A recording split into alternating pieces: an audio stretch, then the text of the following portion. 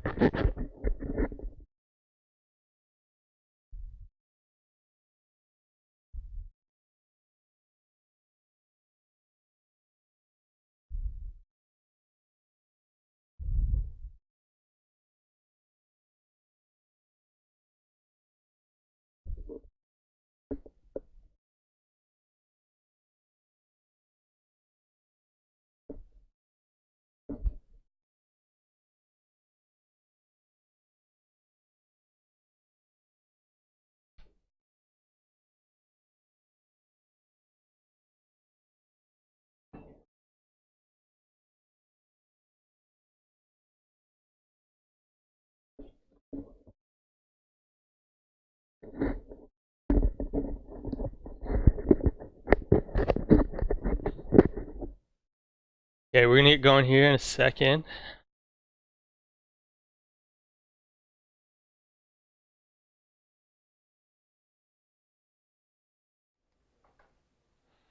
Okay, how's it going, everyone? Just gonna check in with Calgary, make sure that you guys can hear me.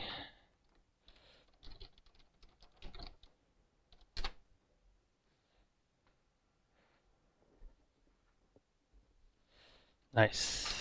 Thank you. And just as always, if someone can keep an eye on Slack, I'll be keeping an eye on Calgary's channel too, just to see if there's any questions that they have.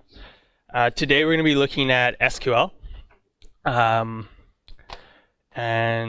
relational databases, and we're going to kind of get our fingers wet with some examples.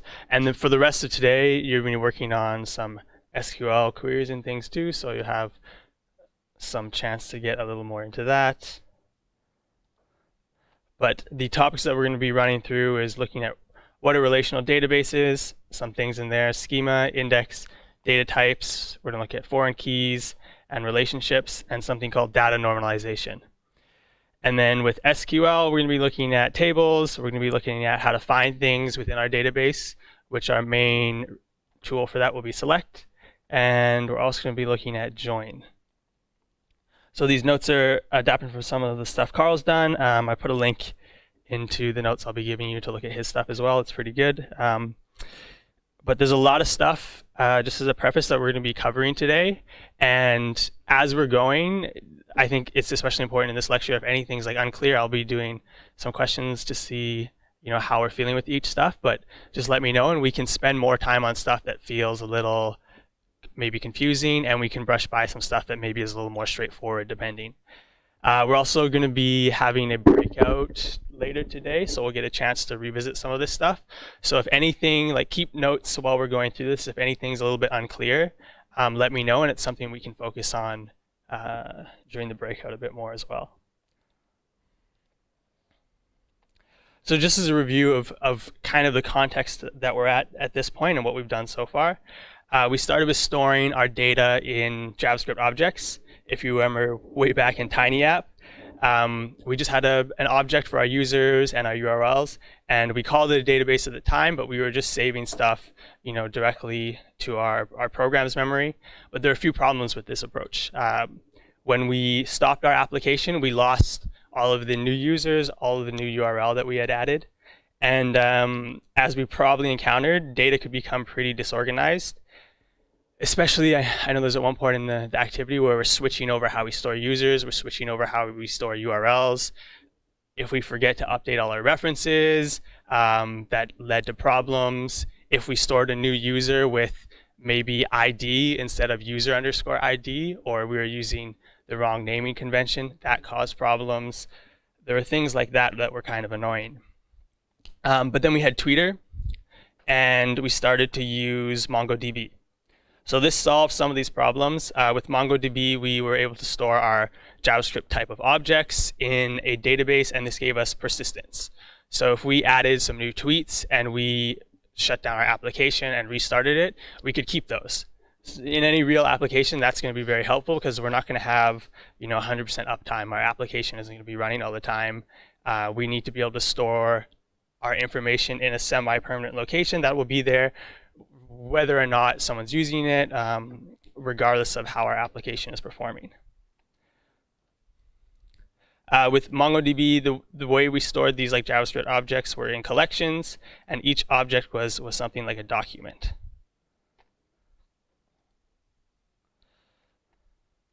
So Mongo itself has many advantages, and it is used professionally in a lot of different ways. It's flexible. It allows us to store and retrieve data as JSON, which is a super helpful format when we're coding with JavaScript. It's just natural to use.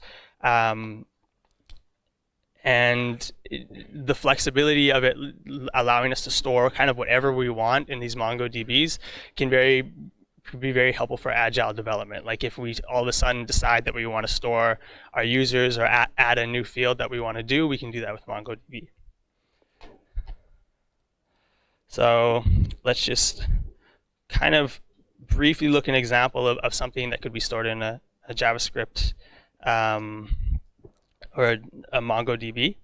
So if we had like a collection called books, and this has a bunch of objects in it. Maybe each of our books has a name.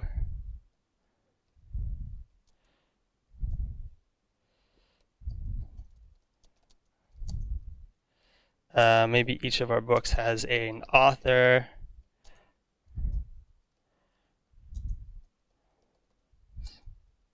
And a date when it was like published maybe.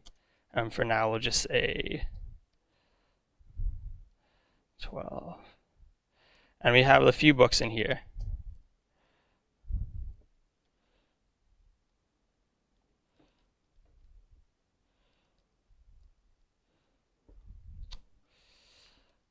Does anyone have a favorite book that we want to put into our books collection?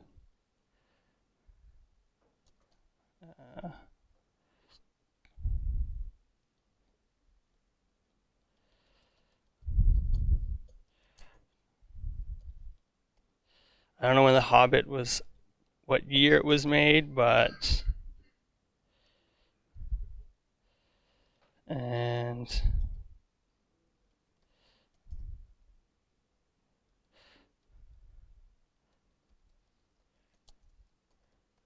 so an easy way of making some data.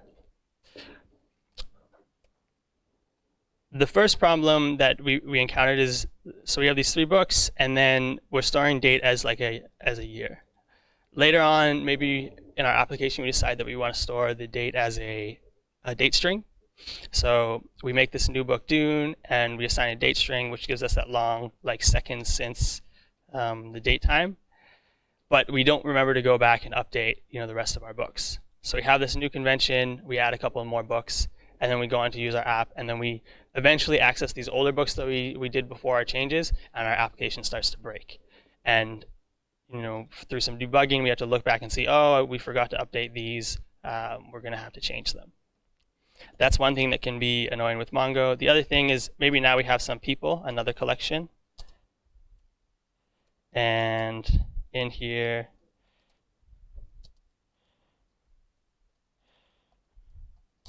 we got me, and then we have maybe favorite books. And so the idea being here, this is an array of books that references these books that we already have here. So maybe some of my favorite books are The Name of the Wind,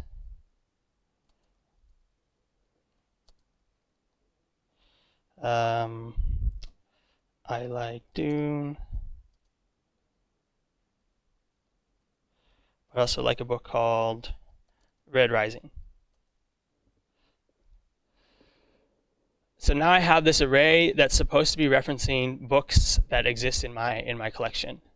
The first two are good, but then we have this third book that I've added that doesn't currently exist in my books collection. And this can be a problem because, again, if in my application I'm looking through someone's favorite books and then I want to display all those information of this book, I begin a search and I'm looking for this book. I find it. I can display a date. Second book, I'm displaying the author.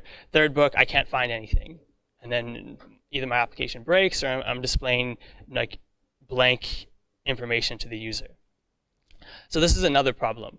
MongoDB will let me place any information in it that I want.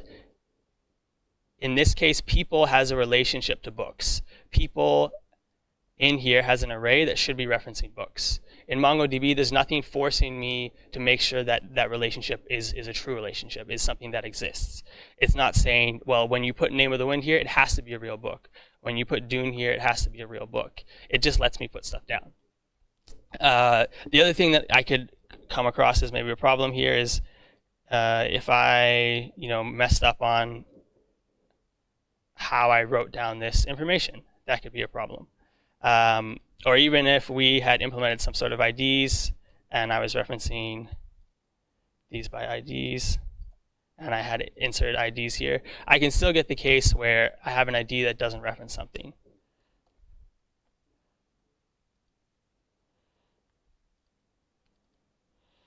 So while MongoDB, again, it's not invalid and it's used and appropriate in many situations, we do maybe want something where we can have a specific structure to our data that's enforced in a more strict way. So that when I'm adding stuff to a database, it makes sure that these relationships exist. It makes sure that the information that I'm adding has a correct structure to it. And that's the motivation behind relational databases. So relational databases are databases that store information in tables where each individual thing or entry in the database takes up a row, and each table can have relationships to other tables. Relations are what allow us to organize our data in intuitive ways. So if we look at this table here, this whole square thing is the database table, and the database table is made up of many columns. Each column has a name and a specific type which the data inserted into that column has to be. So we have agent code, we have agent name, we have working area, commission, and phone number.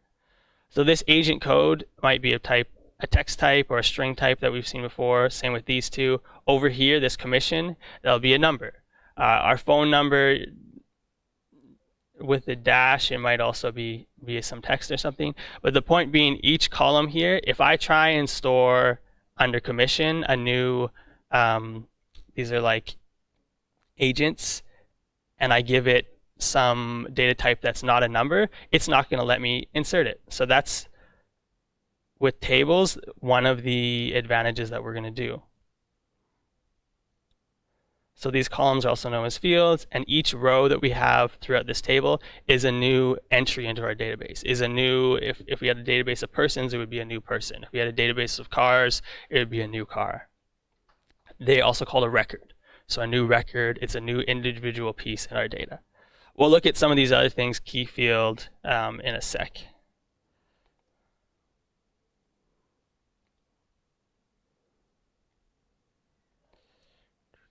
So before we dive too heavily into making SQL queries are using these, we're going to start off with a demo where we'll be designing our own database. We'll be designing a structure of a database, trying to make it in this table relational database format.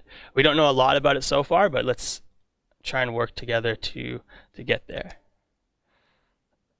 So does anyone have a particular thing that they'd be interested in making a database about?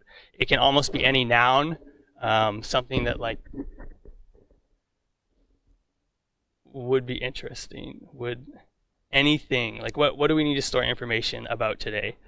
Calgary, if you have any ideas, throw it up in the chat. But if you guys have any ideas here as well, what would be some object, some thing that we need to know more about? We need to gather a bunch of information and store it.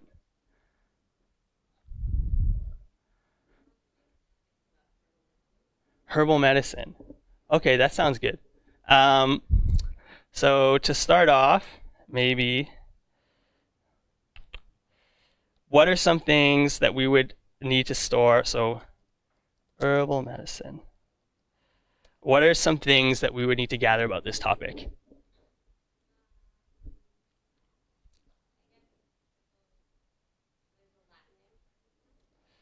Latin name, common name. Oh, names. What other things? Plant. Maybe like the location where it's found. Species, status.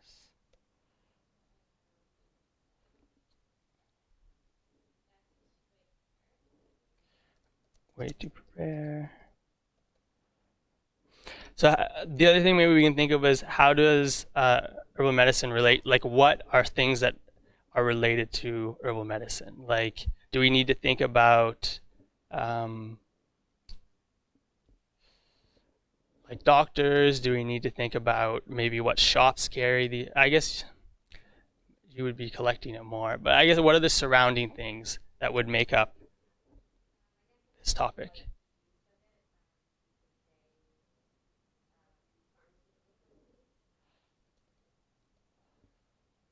Pharmaceutical?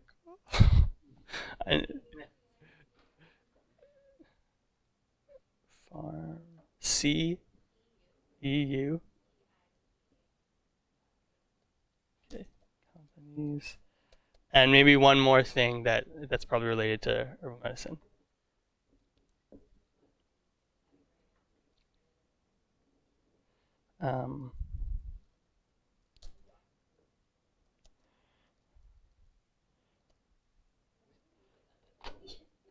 That's cool. It's good that this is like a practical example. Okay.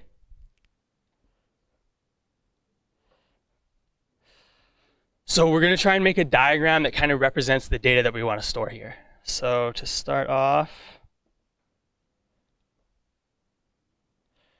each of our tables or each of our groupings of data we're going to store in, oh my gosh.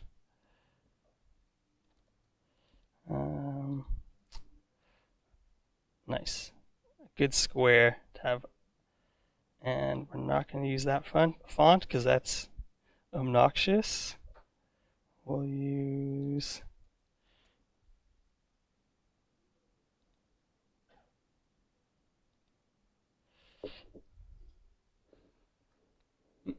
what should we call our table? So our topic is herbal medicine. Should this be a table of like herbal plants, or what would be best to kind of define it?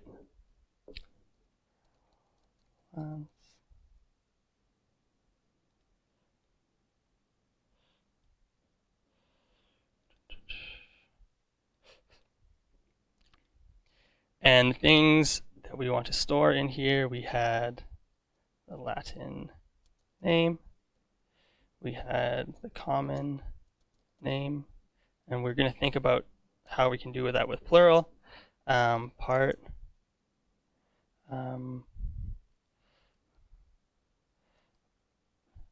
the beneficial part, maybe.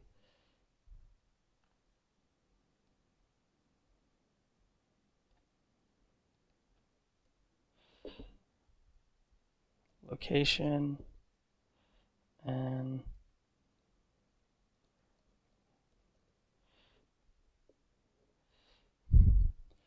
then the things that related, we had pharmaceutical companies, and we had health practice.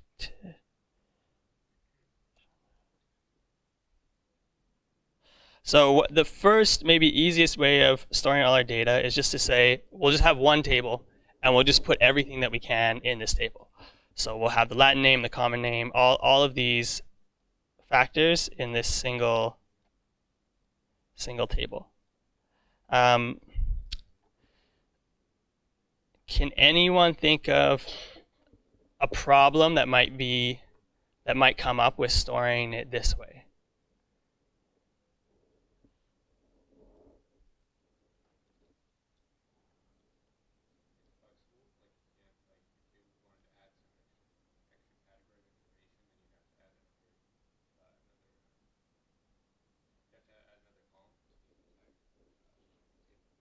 Yeah, so the comment was that this could be inflexible. If we want to add more information, we're going to have to add another column to our entire table. That can be one. The other thing that will probably come up is if we have, a couple of these. Instead, let's think of this not as tables for a second, but an entry in each of the tables. So this is one plant, it has a specific name. This is another plant that has a specific name. And this is a third plant that has a separate name.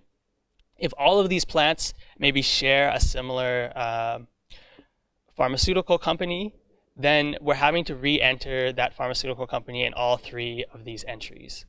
And then down the road, if that pharmaceutical company changes its name, or maybe we want to spell it differently or format our data differently, we have to look into every single one of these entries and edit it ourselves. Or we have to make a script that looks through our full data table and looks for every case of pharmaceutical company, Travis's plants, and then maybe I change it to holistic plants, and we're having to change every one of those.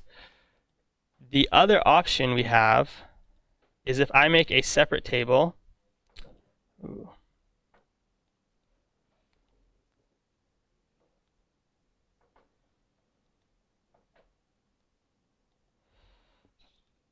So if I make another table and we call this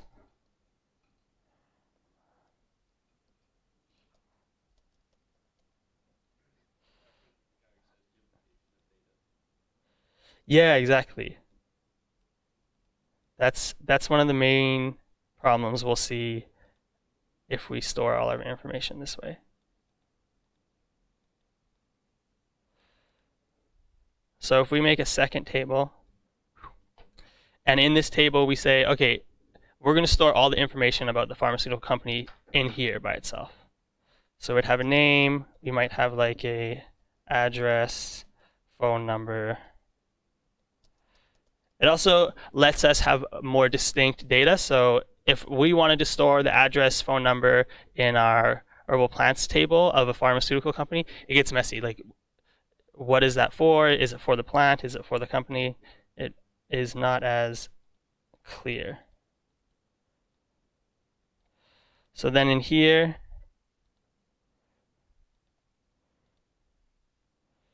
come on.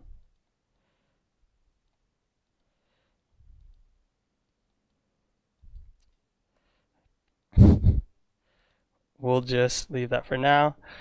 But the idea, if we have one plant, can it have how many pharmaceutical companies associated with it? This is the other thing we have to think about in relational databases is the relationships. So does a herbal plant have associated with it just one pharmaceutical company? Is there a one-to-one relationship? Or maybe each plant can have multiple pharmaceutical companies associated with it. In that case, we would have a one-to-many relationship. So let's start with thinking of it in that way. Let's for simplicity's sake, say each plant can have, or let's say each pharmaceutical company can have many plants that they're associated with, but each plant only has one pharmaceutical company. We'll start with that as like a basic thing. So to do that, we're going to draw a little line from our one table to another, and we're going to say that there are many, so multiple on this side, herbal plants to one pharmaceutical company. And the way we make a relationship in relational databases is with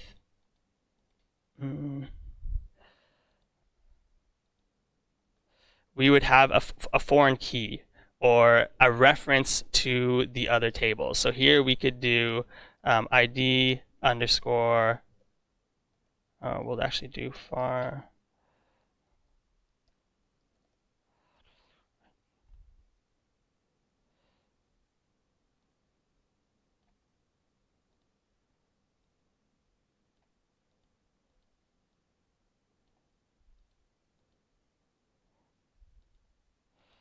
I really would like to edit this one.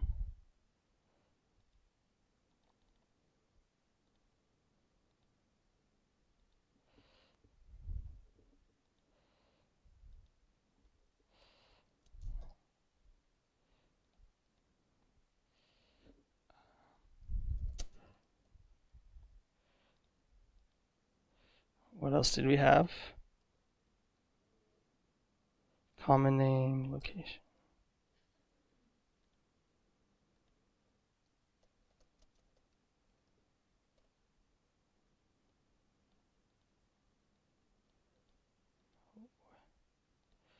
Okay.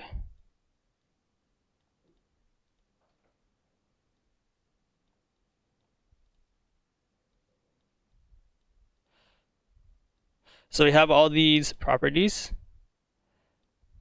And then we have this one here, which is referencing this table. So in this table, we would have another thing. And I think you guys started to see that in the other databases that we had, but we'd have an ID. So an ID being a unique, in most cases number, but a unique thing that identifies each, is unique to each element in the table. So for each pharmaceutical company, its ID will be different from the other pharmaceutical companies. And being that each one is different, if a plant has a specific pharmaceutical ID, it will be referencing, one individual company. So now we kind of have this relationship where we can have all this information about our plants, and they're linked to whatever pharmaceutical company that they're placed with. And if the pharmaceutical company changes, we only have one source of truth. We have a single entity in our table where we can change the name, address, phone number, and we don't need to go searching through our plant table to edit each occurrence where this plant occurs. That's the basis of database normalization. So database normalization, it's like probably an unnecessary complex word. Just means we only want to have to include each unique instance of our data once. So this pharmaceutical company, if we see the name of it, Travis's Herbal Plants, multiple places, that probably means that we don't have well or good data normalization, and we want to split up our tables so that it only has to occur in one location. So it's the same thing could be said for in here before we had like locations. Maybe we want another table where we have like locations.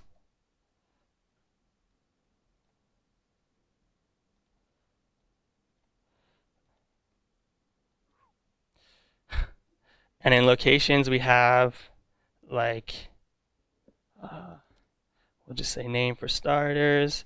Maybe we have like,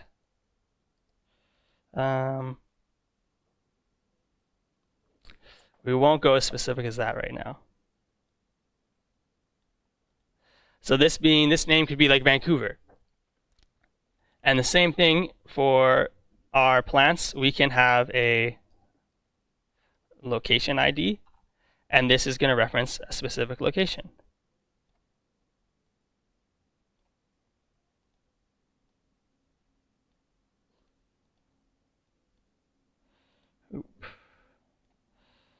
So we have, again, a similar relationship. There can be many plants per location. And the plants reference the location based on the location ID that they have.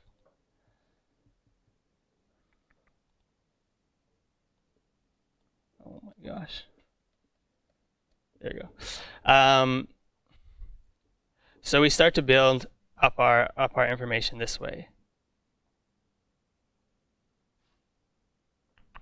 The other thing we need to think about when we're making this diagram with these tables is what information or the type of information that we want to store with each of these names. So we have a nice set of names here. We have like Latin name, plant name, common name. We have our pharmaceutical ID, and then over here we have name, address, phone number. In our locations, we have name. We have a lot of like kind of string information. So maybe the type of all this data is going to be some type of text, some type of characters. But for these two, our IDs, they're going to be a number of some sort because they're referencing a number in another table. So down here, we would also have an ID for our locations.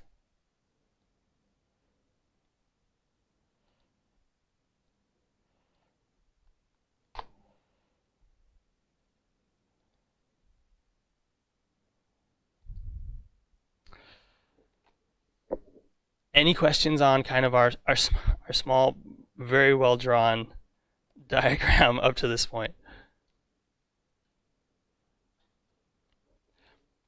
But this is the structure for almost any relational database that we're doing. We'll have separate tables, each with their own properties inside of it, their own data types, and the relationships between them.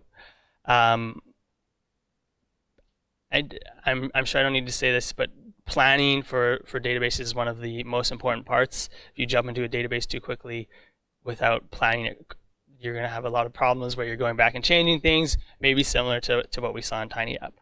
So just before we move on, we're going to look at these two tables, herbal plants and pharmaceutical companies. So initially we said the simplified way of doing this was to just think that every plant would have a single pharmaceutical company that would be associated with. But in reality, that's probably not the case. Luckily, pharmaceutical companies can't own the rights to a plant for the most part. So if we have one plant here that's like very useful, multiple pharmaceutical companies might be using it. And also each pharmaceutical company will not be specifying a single plant. That probably rarely happens, that they're just focused on one species. So the relationship we would be having most likely is a many to many. We would have each plant has many companies that are interested in it, and each company has many plants that are interested in it. So what might be a way that we can store that type of information in our two tables here?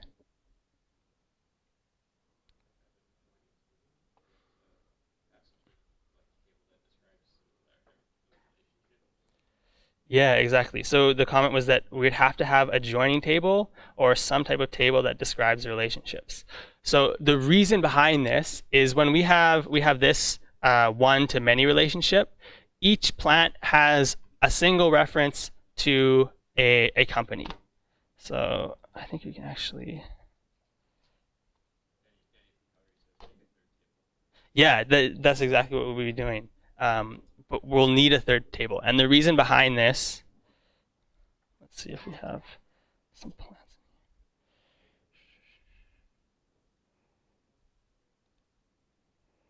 Oh. So we have one plant here. Oops. So for some reason, they're using Christmas trees as medicine. And they're going to chop down this whole tree with a treehouse in it. So you have each of these plants.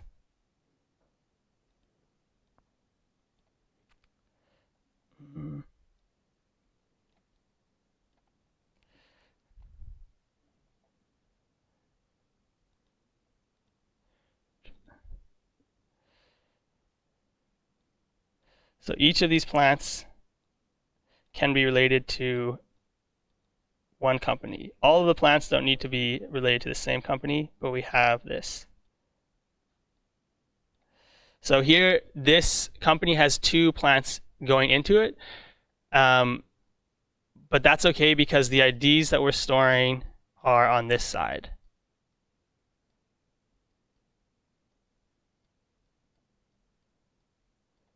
So this is an easy relationship. Each plant has a single ID that they're storing in their pharmaceutical ID column, and it's pointing at some company. This one is pointing at a different company. That works well and fine. What happens when we have a many-to-many relationship is that we need to start storing multiple IDs for a single thing. And in relational databases, we can't store arrays. So here we have a pharmaceutical ID column. We can only store a single number here. We can't store like company 17, company 14, company 13. So when we say that we're going to have a many-to-many relationship, now we start having this situation where this tree here can have a relationship to both of these companies. So either we store the ID on this side, which we have 2 things here, so we need to store an array, or we store the ID on this side, which again, we would have 3 incoming relationships. So either side of the relationship that we choose to store IDs, we can't just store a single one. We can't store arrays in relational databases, so this becomes a problem for us. But the thing that we had pointed out is that we can have another table. So what we end up doing is we make another table, and we call this plant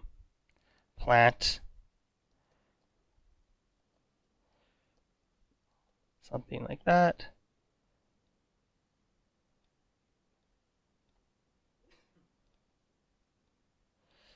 And the whole purpose of this table is to join our plants and our companies. So we would have a plant ID, and we would also have a pharma ID.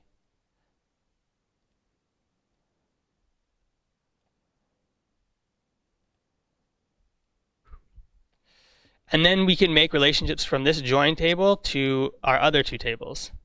So we would have each plant has many plant pharmaceuticals. It has many relationships with other pharmaceutical companies. And each pharmaceutical company has many relationships with plant pharmaceuticals. Actually, I should be doing...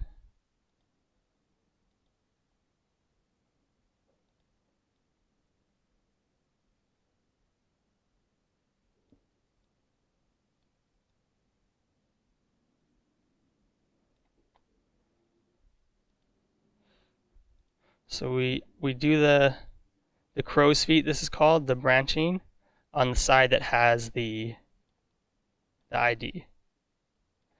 So now we have many plants can be related to many companies, but the relationships that we have are still one-to-many and one-to-many. We don't have a many-to-many table-to-table relationship, so that solves our problem with having to store an array. For each of these relationships here, we have an intermediary thing that defines the relationship itself. So now we don't have to store any IDs on either of the sides.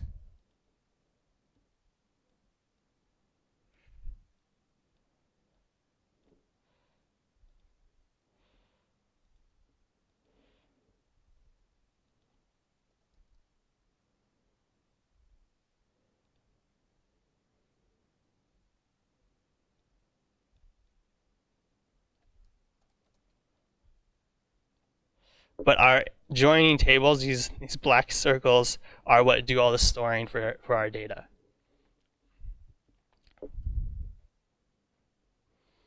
Any questions before we jump ahead? Yeah.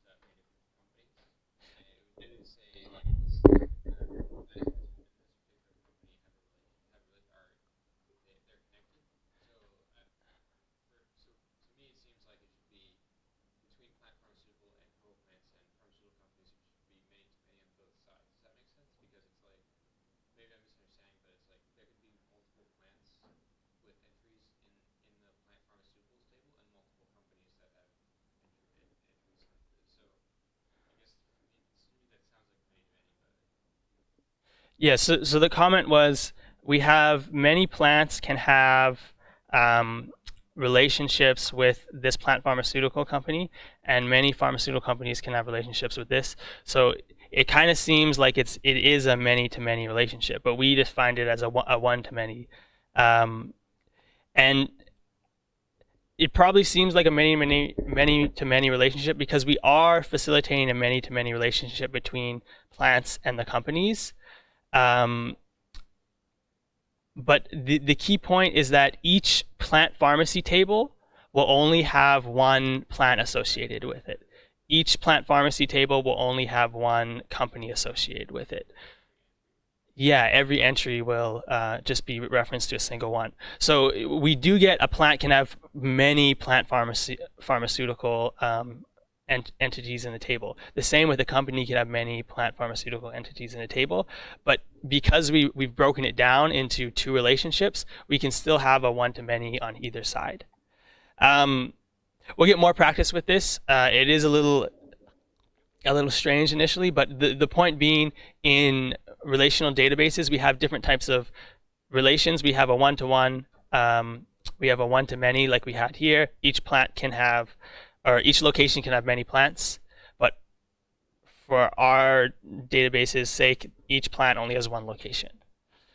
And then we also have our many-to-many relationship, which is like each plant can have many companies and each company can have many plants. But when we do a many-to-many relationship, we have to have a join table. This guy right here, this is what's known as a join table. It's a table that lets us do a many-to-many thing.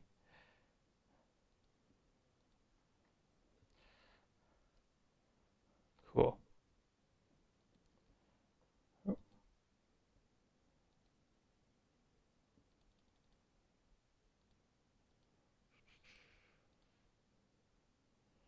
So from building our example, we saw a few things. We probably talked about some of these already, but we built a schema essentially. The schema is a skeletal structure representing how data is to be stored in a database, and it specifies the constraints on the data. So here, our constraints were, we had that for plants, you had to store Latin name, plant name, common name, and then two references to other tables. When we store the Latin name, we can put constraints on it. We can say, this has to be characters, and maybe we can put a limit on how many characters it could be. We want it to be only up to 250 characters. Maybe we know all Latin names have a certain limit, so we don't want someone to be able to store a full paragraph in here. We say, you know, store up to 100 characters, store up to a certain amount. Before we had, in this example, we had stuff like the date. Maybe if we were storing a date here for a plant, or maybe we add a new table and we store field journal entries. So when botanists are out looking at these plants and they're writing down where they found it, different information like that, in their field journal they want to store a date on like when they encountered this plant. We can say that table would have a field called date, and its constraint would be that it has to be a date type. We don't want someone putting in text there. We don't want putting someone just a normal number. It has to be a date.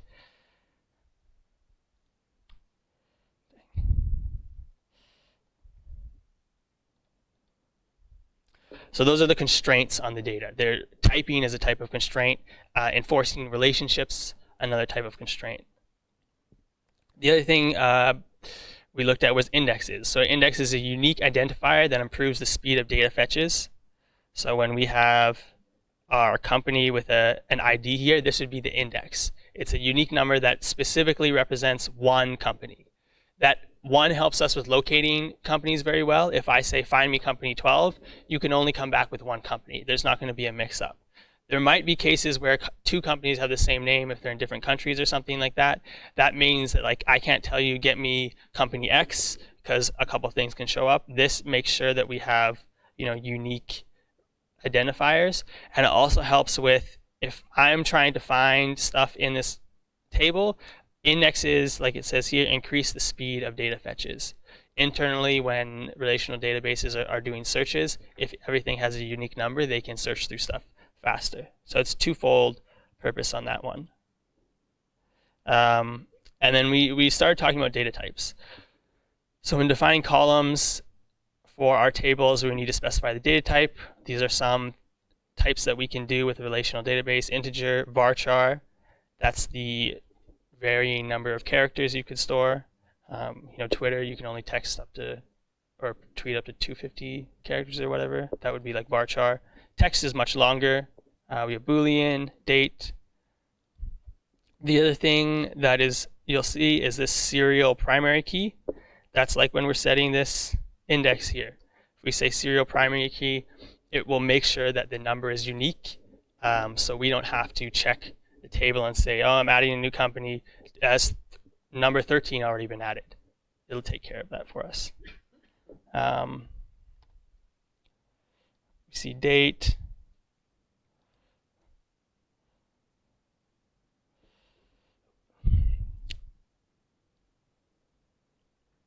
There's also different types of numbers we can use. Integer is pretty fine for most things, but if we're doing really, there's small int, integer, big int, serial, depending on how large our numbers are going to be getting. We'll look at foreign keys in a bit more detail later. The other thing we didn't go into too much, but is naming convention. When we're making our tables and our column names, we want to use snake case. So snake case is your words separated by little underscore. You want to pluralize table names, but column names should be singular. So herbal plants, we should have a little underscore here, like we did here. And because Latin name is representing a single entry in our table, we don't want to say Latin names. It's singular, Latin name. But the table name is multiple things, so it's plural.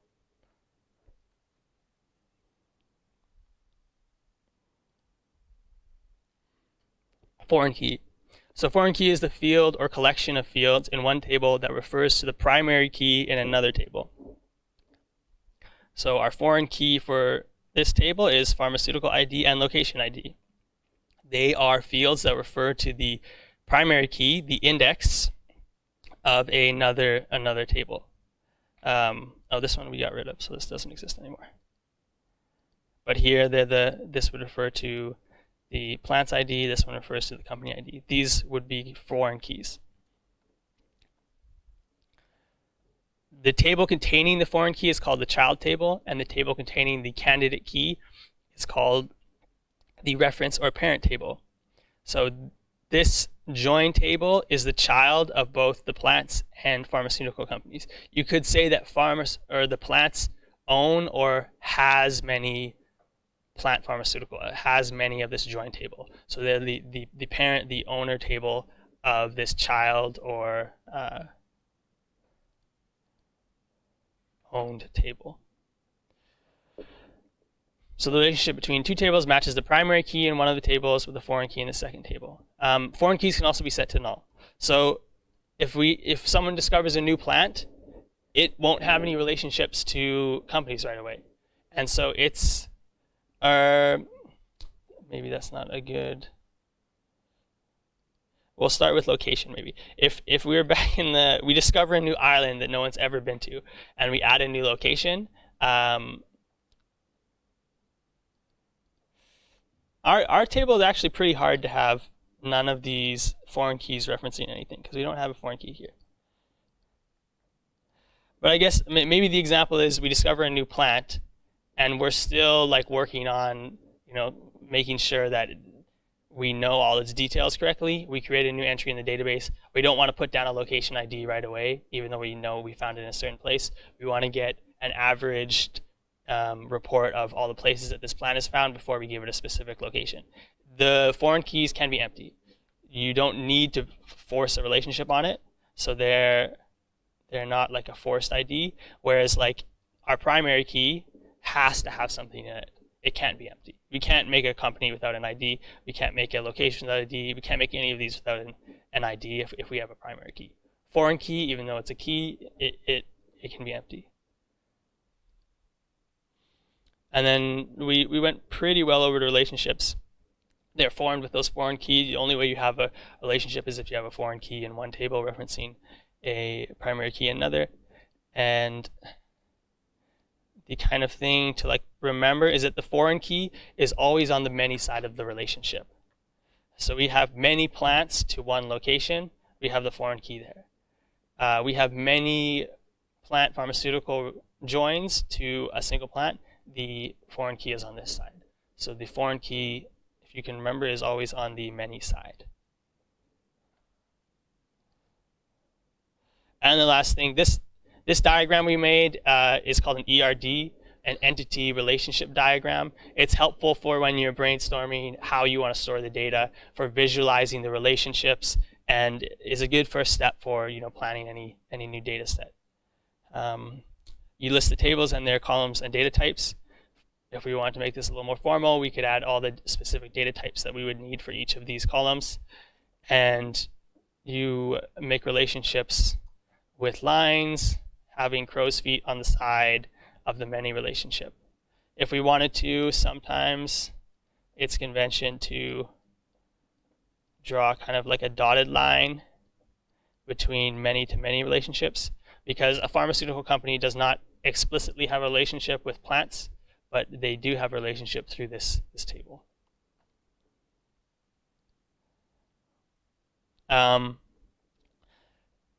The last thing we kind of started seeing was database normalization.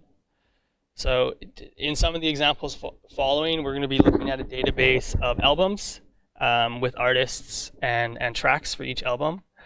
But database normalization allows us to realize one of the major benefits of relational databases, which is not having duplicate data. It is incredibly difficult to manage a database that stores the same information in several places. So let's look at this example of a table below. We have these 7 albums here, each with a specific artist. But if down the line, Snoop Dogg decides to change his name back to Snoop Lion, we have to go through this table and find every album that he put out. He's put out more than 2, and we have to manually edit his name from Snoop Dogg to Snoop Lion. There's duplication of his data. That means duplication of our work if we want to change or edit it. So to normalize this table, we could give it a structure more like this. So instead of each album representing a artist's name, we have it representing a artist ID. So we have a foreign key that references another table, and in this other table we have the artist names. So in this case, if we want to edit Snoop Dogg's name, he changes his name, there's just a single location where we need to change it. And because his 2 albums here have a reference to this entry in the table, they are up to date with that information always, and we can just change it in the one location. Yeah, database normalization is removing duplicate information, usually by splitting up a table into multiple tables. Any questions on database normalization? How are we feeling on our understanding of relational databases so far? Kind of like a thumbs up, maybe like thumbs down or thumbs in the middle. Seems okay? Cool. So this is just summarizing, like we see that an album belongs to an artist through its relationship here. It references the other one. We're going to take a 15-minute break. If we can be back at 10:10, that would be great. Yeah.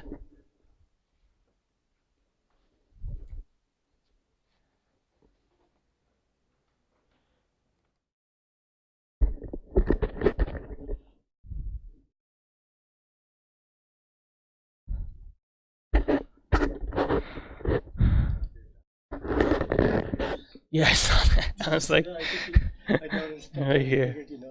Yeah. It used to be. Oh no, there's albums. In case anybody missed it. Yeah, yeah. Diagram. Here.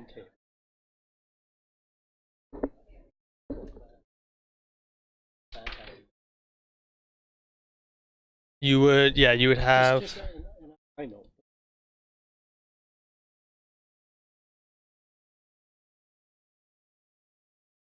They're both also primary.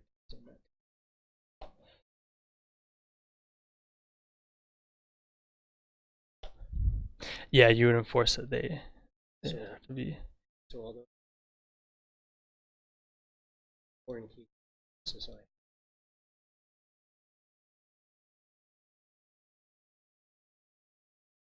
Yeah, they would have to be mandatory. Yeah.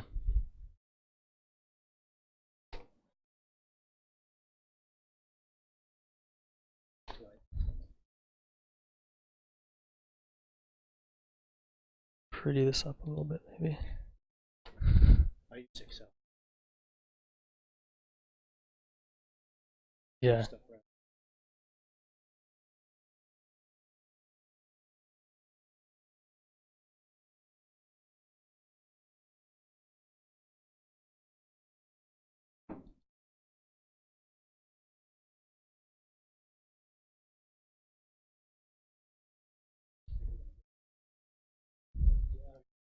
Yeah. Like, I don't mind using the whiteboard, but it doesn't show up well on the camera. But also here, like even from the back, like it's hard to see. Yeah.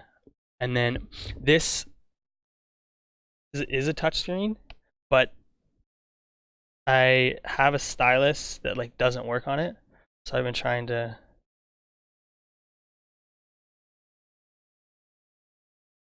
Yeah. Yeah. Yeah.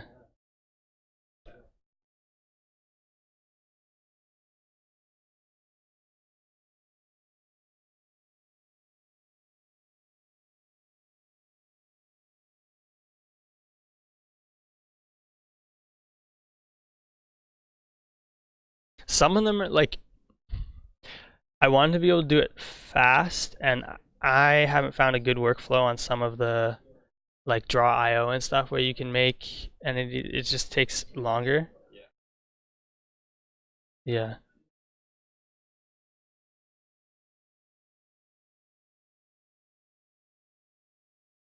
Oh yeah.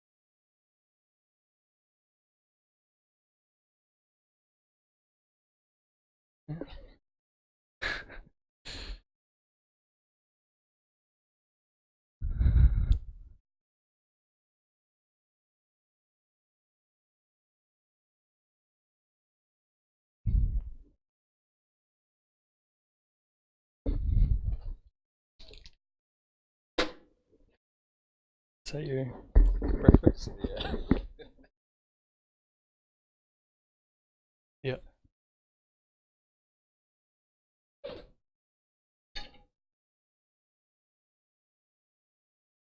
Oh, nice. You don't get Have you been to Bonds? The commercial on Broadway? They've got like full breakfast for like $3. It's like crazy, yeah.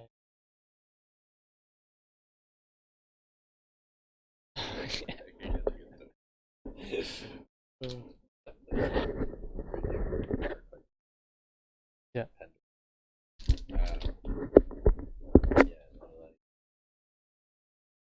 Yeah, Always. Yeah. I know. Yeah, breakfast is like the best meal to like eat out on. So good. It's pretty hard to screw up breakfast too. Like you can go to like a greasy breakfast diner and it's still like pretty tasty.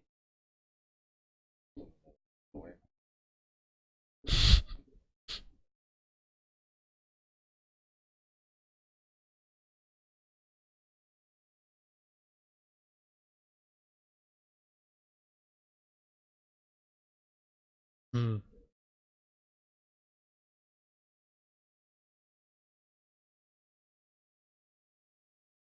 The mythical just like appears and then disappears. Yeah.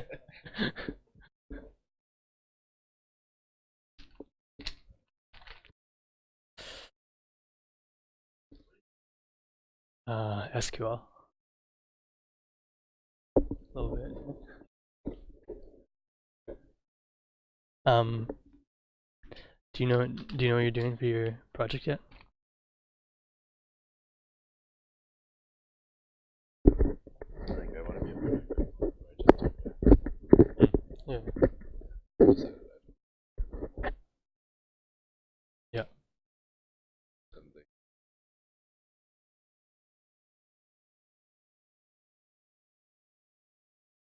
Yeah. Yeah. Yeah. Yeah. Yeah.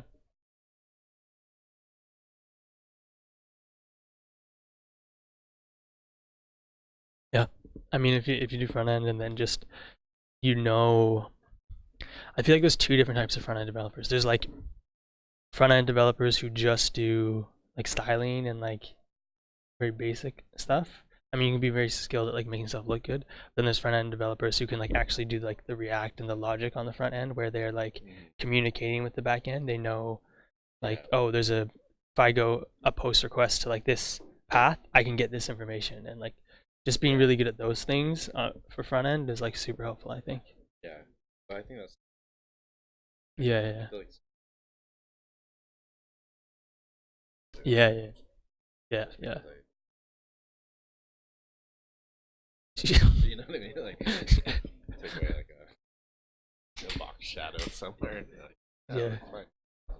The color schemes, people just like freestyle together. Sometimes they're so funny.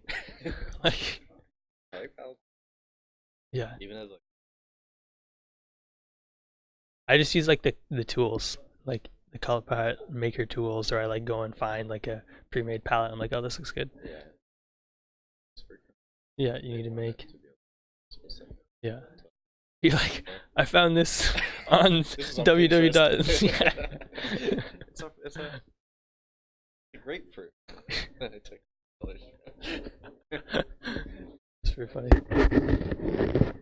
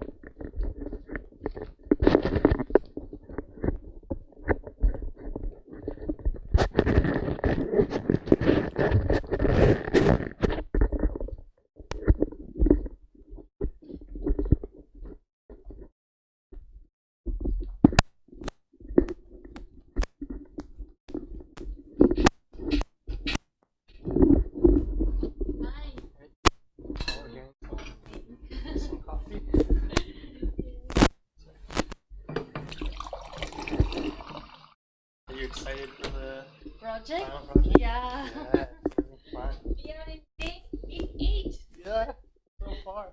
Yeah, it's exciting.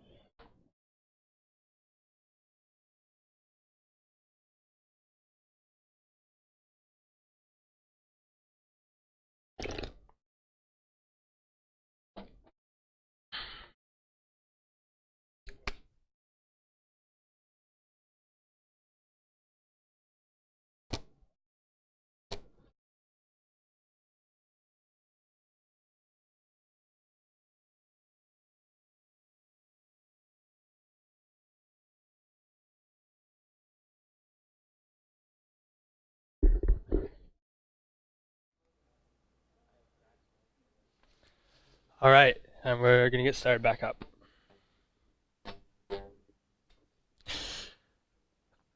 So we've been looking at relational databases made with tables, and we also want to think about relational database management systems. So an RDBMS is the implementation of relational databases that allows us to actually create databases, use them, store data in them, make queries to them. There are many examples of relational database management systems. Relational databases are the most common and kind of the original style of databases. We saw MongoDB, which was not a relational database, but the number of relational databases is very large. Some examples are like MySQL, Oracle, Postgres. We're going to be using Postgres a lot, or PostgreSQL. As for this project, a lot of people end up using it. For your Rails stuff too, you use Postgres. For the most part, it's going to be your primary relational database management system. The next thing we need to think about is SQL. So the topic of our lecture, but it took us a bit of a while to get here. SQL, or structured query language. It's a language that allows us to look for or query and insert data into the database. Almost all relational databases use SQL, and the syntax is very consistent across them. There are some differences, but it's fairly consistent. However, SQL is not like other programming languages that we have learned up to this point. So it's not like JavaScript. SQL is specifically for querying and doing things with data. You can't write programs in SQL. It doesn't have logic in the same way that your other programming languages will. And we'll get a feel for it in a bit here when we go through some examples, but it's purely for relational databases. So PSQL is the tool that we're going to be using a bit with Postgres, our relational database management system. PSQL is just the command line interface for interacting with our database. So I'll get this a bit bigger.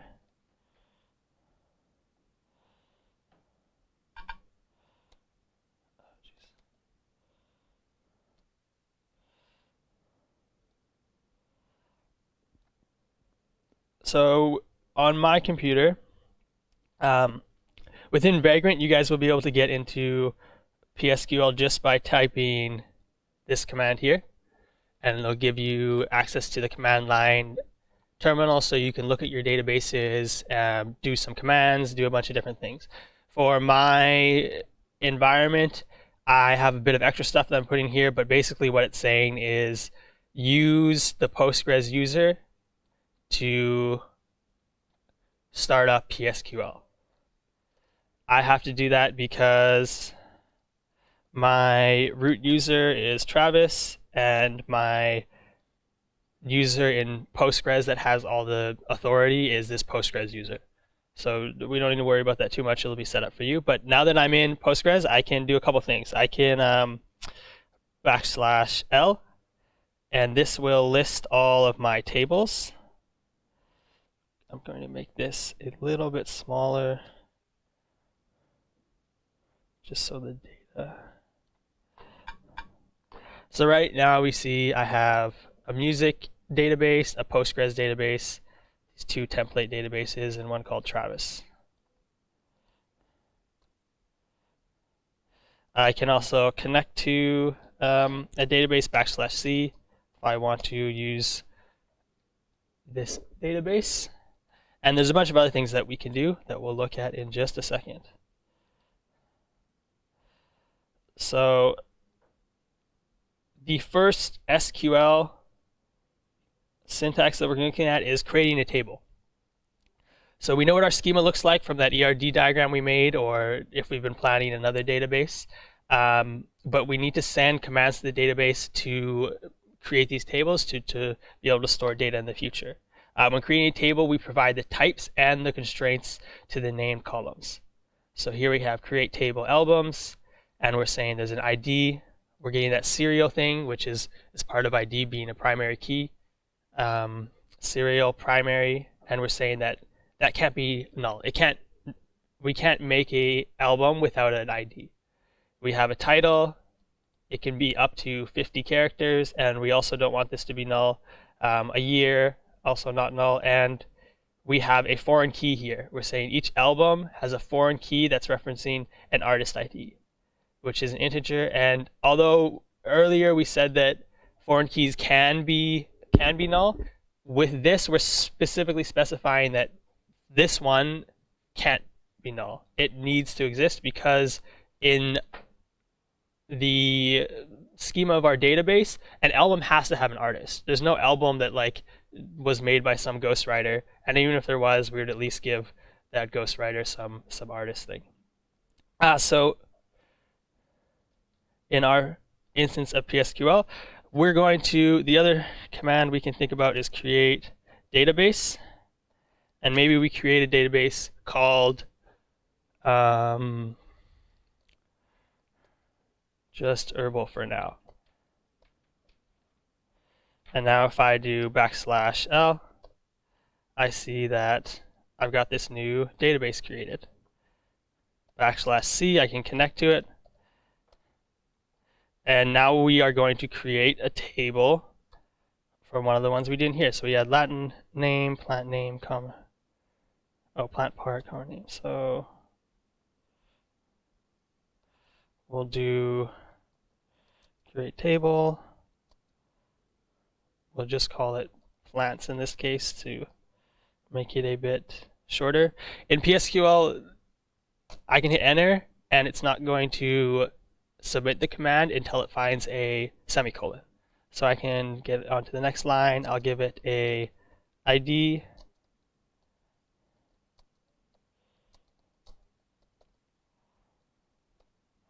I will give it a Latin name. Should be varchar of, I don't know how long they can get, but we'll say 100 characters. We can say not null if we want this to always be there. We can give it a common name.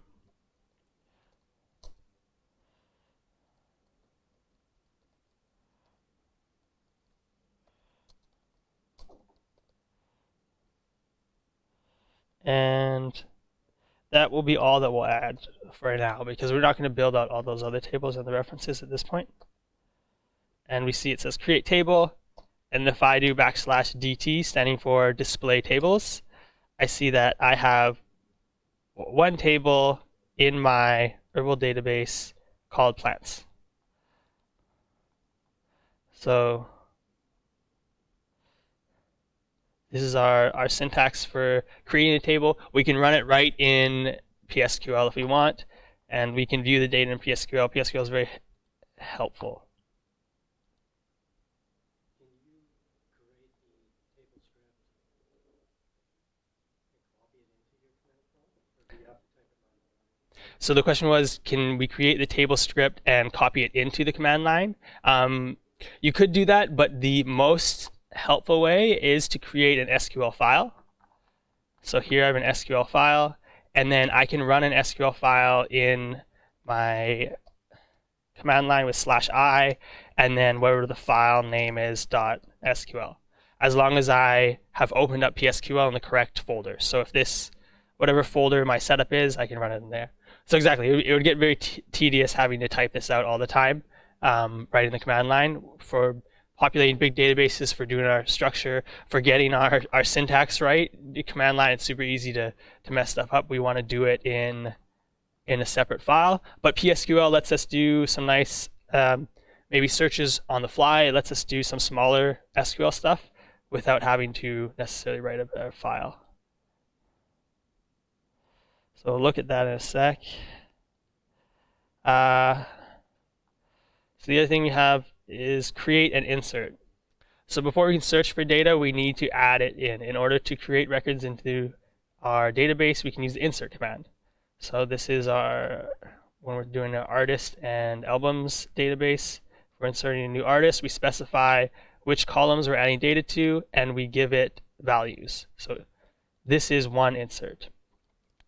If you need to insert multiple records at the same time, a single query is quicker than many. So this is one insert, but here we have, actually it's not showing there. But if we look at this one, it's the same insert syntax, but our values are comma separated, and we have 4 things. So we're doing four tracks into it.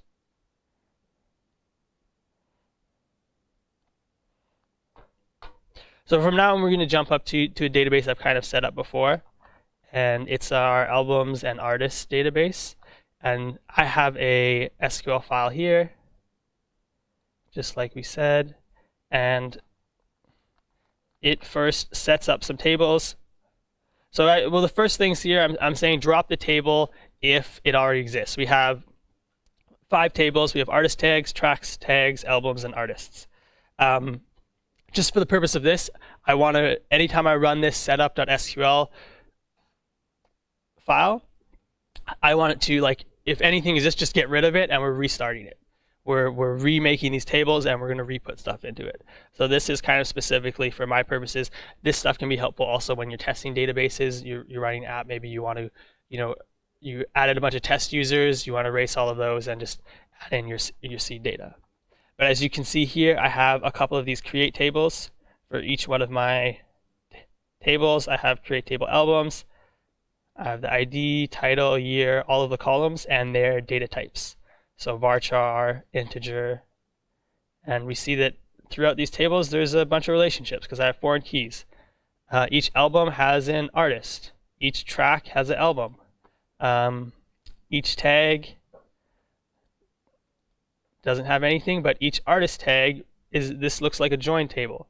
We have an artist tag that reference is an artist and a tag. So our tags are like the different genres: hip hop, rap, electronic, rock. Each artist can have multiple genres, and each tag can have multiple artists. So we have a many-to-many relationship. That's why we need this joined thing right here. So I think I'm in the wrong database. So I'm going to connect to music. So I'm now connected to music. But I am in the right folder to run this file, I believe. And I can do setup.sql. And we get this big bunch of stuff. So we see this dropping the tables at the start. And it's creating 6 tables.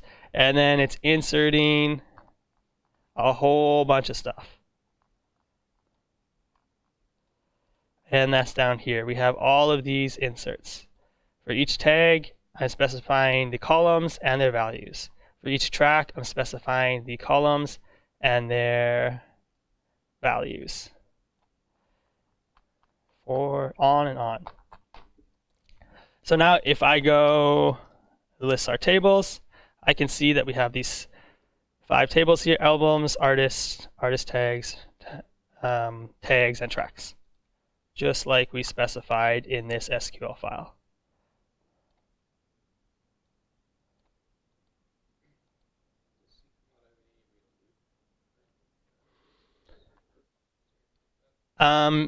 So the question was, does SQL not have any way to loop or do like a function or stuff? I'm not sure, to be completely honest.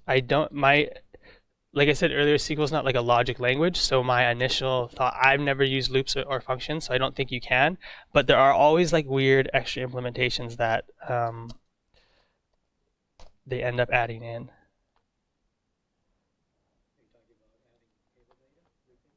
Yeah.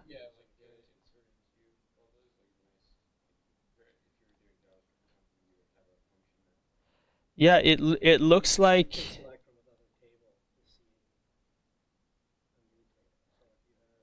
So if you built a new customer table and you wanted information on existing customers, you can select from that table and insert from another table. It looks like here there's some loop support, but again, I think for more of these like specific things, you have to be careful that it'll work with, say, Postgres. So this is a for loop with SQL Server.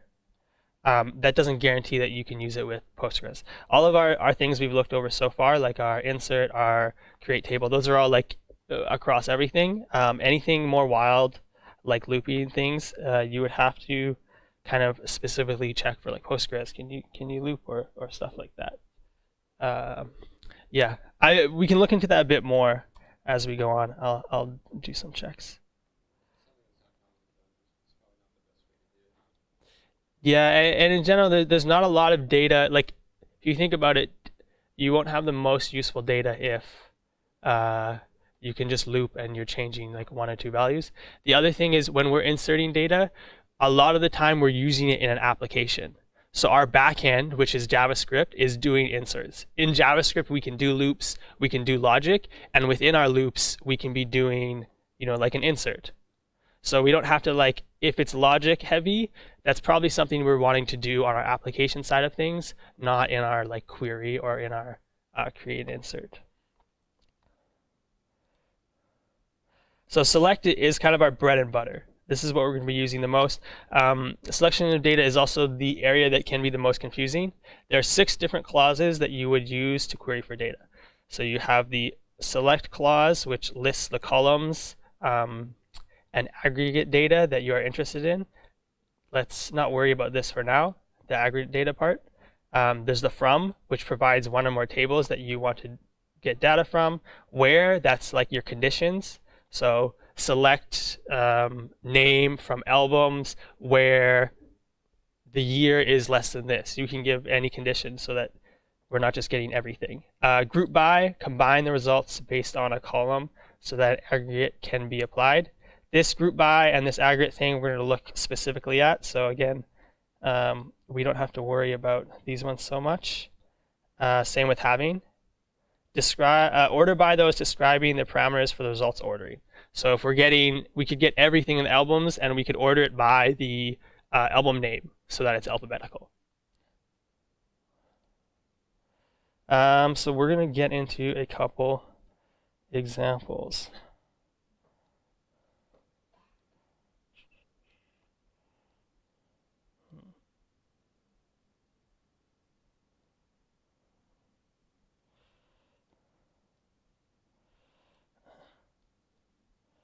I'm trying to get it so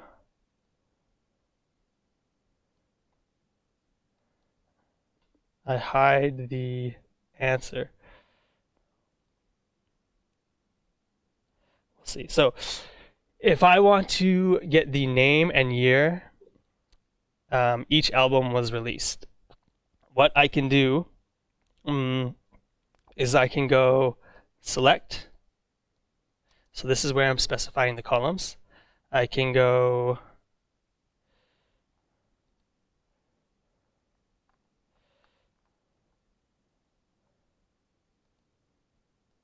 so our albums, they're called title and year.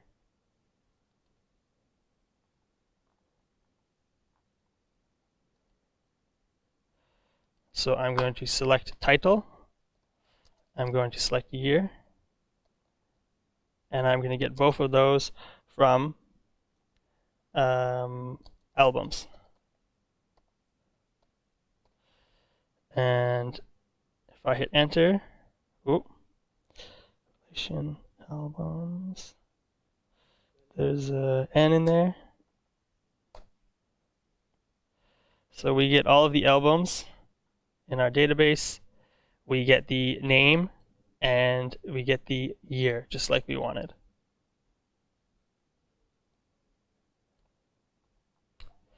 You know what? It doesn't matter so much that we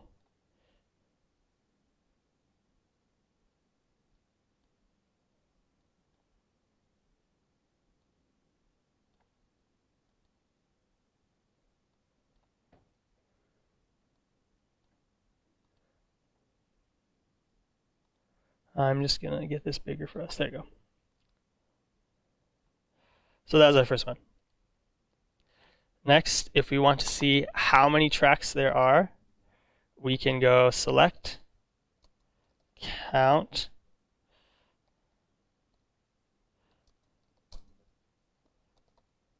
so this, we mentioned that we can do aggregates. So count is an aggregate. Count takes all of the columns that are returned within the specific column we specified, so, and gives us a total number.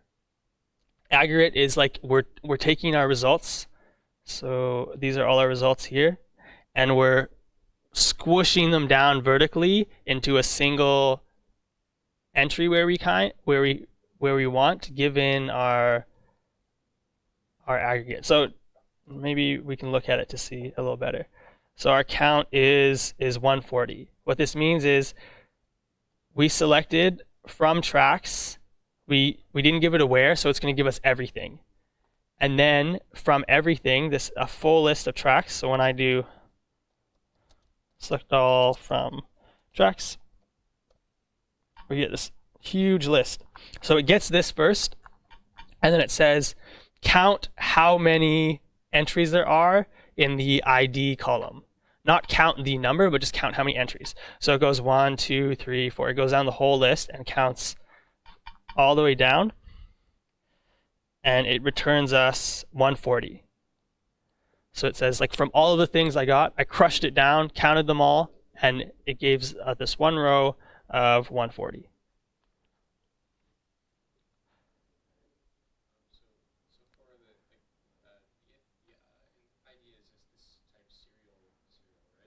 Yeah, so the question was the ID is type serial. It's our primary key. Yeah.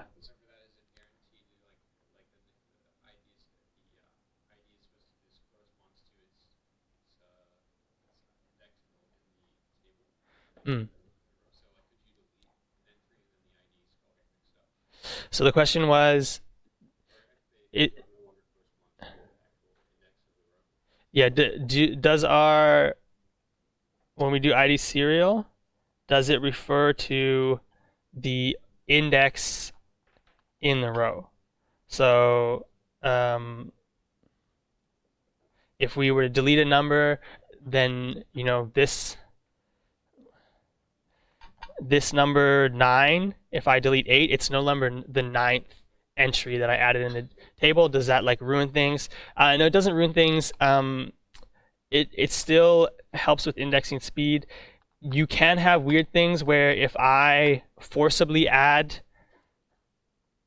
an ID into my database that is like I already have, well, let's see, if I have 140 and I forcibly add another one, 141, and I don't let Postgres do it, it has an internal counter knowing what the next index is that it should be adding, and it'll try and add 141, and then there'll be like an error like that already exists. So in general, when you have these serial things, if you look at my,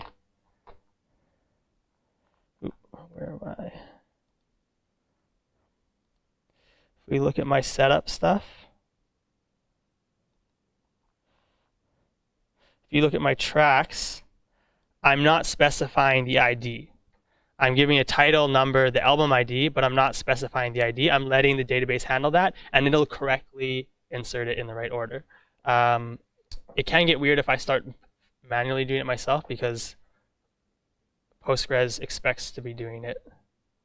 But no, if you delete things or move things around, it, unless you're skipping ahead in number, it won't mess anything up.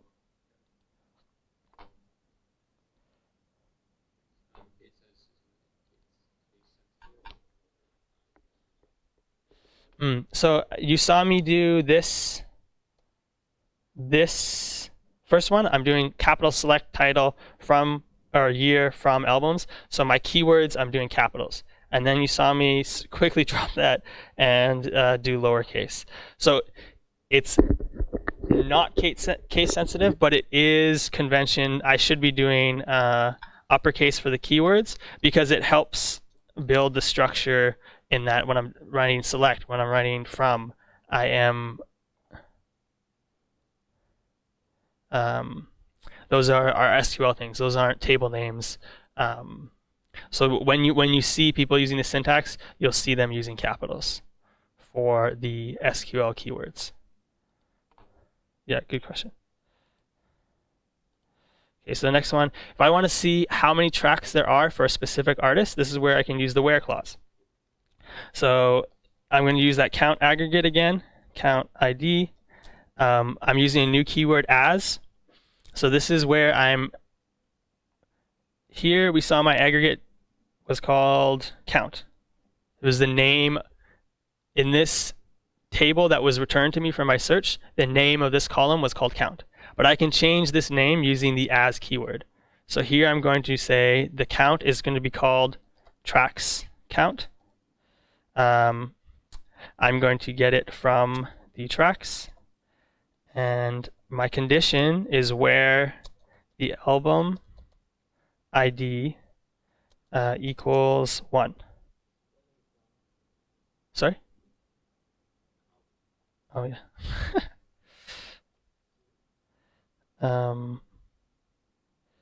Equals 1. So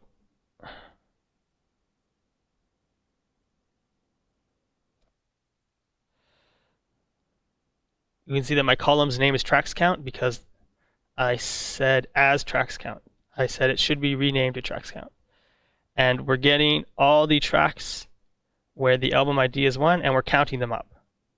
We're counting them up. So we got 12. If I do that same, if I do select maybe all from select all from tracks, and I don't give it a condition, we can see, oh, that's not what I meant to do. If I select all from tracks where album ID equals 1, but I don't count them, I see I get these 12 tracks with all the information. So this query, we get all the same stuff as this query, but this one's squishing it all down to just give us a count from our column. So we want to see how many tracks there are for each artist. So this was for a specific artist. We want to see for all of them. I want to see not just a tracks count of 12 when, well, this was for a specific album, but we could have done artist. But I want to see for each artist how many tracks there are. So if I go select, I want to get the album ID. I want to count the cases of the ID as track count like I did before. And, oh, so I need that semicolon to end that. I feel like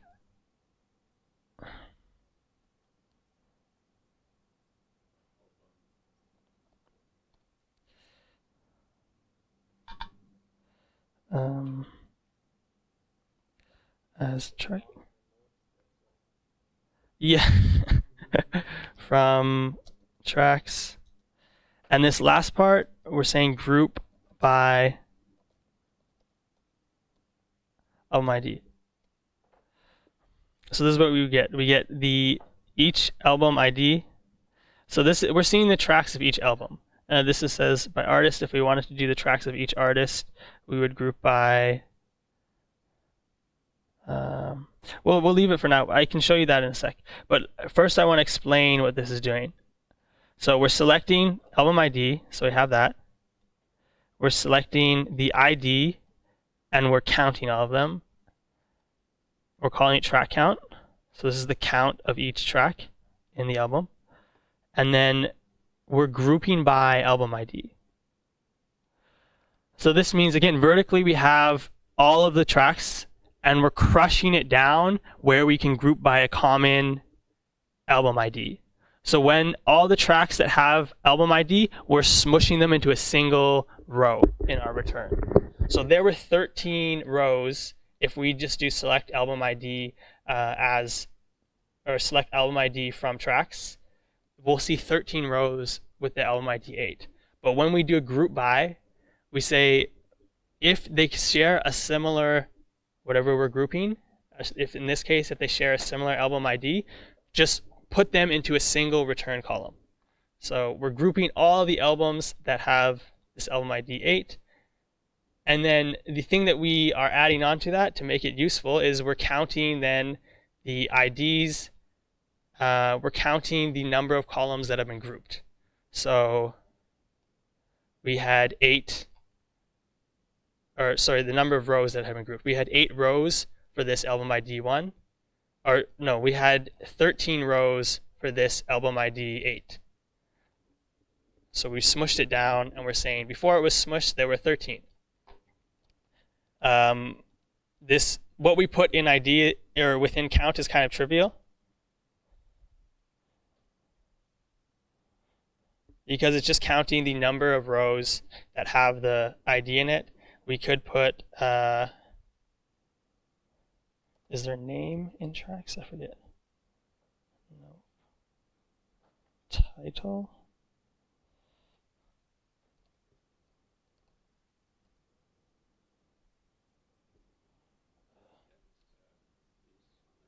Oh yeah.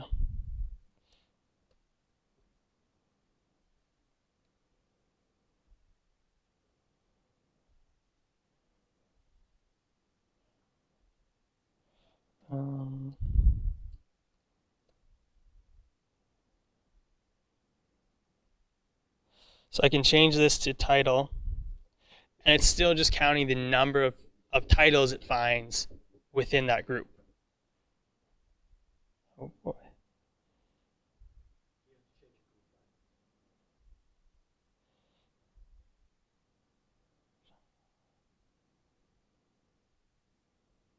We shouldn't have to change group by. What is it saying? Syntax error at as. Let's make sure that I'm just checking that we are using the correct names for that table. So we look in our schema. Tracks do have a title.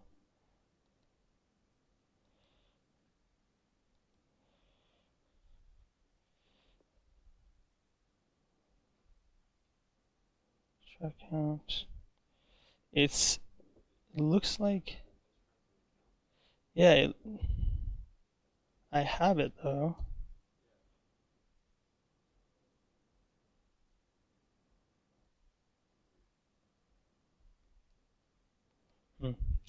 But anyways, the point I was trying to make is that your count, it isn't using the actual data from say title or from ID.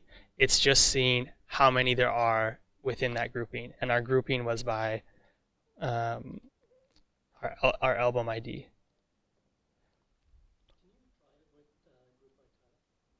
Yeah.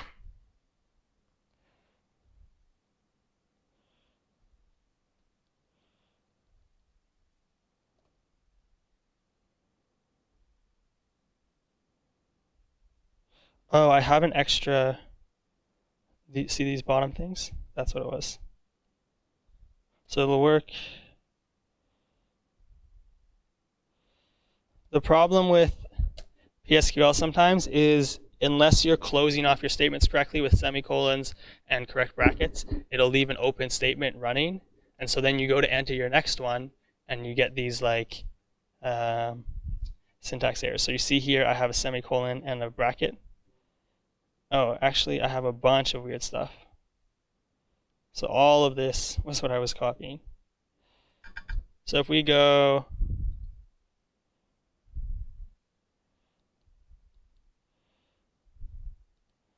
which one were we doing? So if we do it properly from the start, select album ID, count, and we say title as track count, and then we do from tracks, and then we do group by album ID.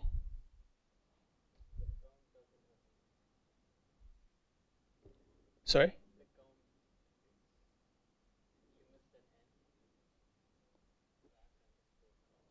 Yeah. Oh, that's just how I'm naming it. So yeah, it'll work.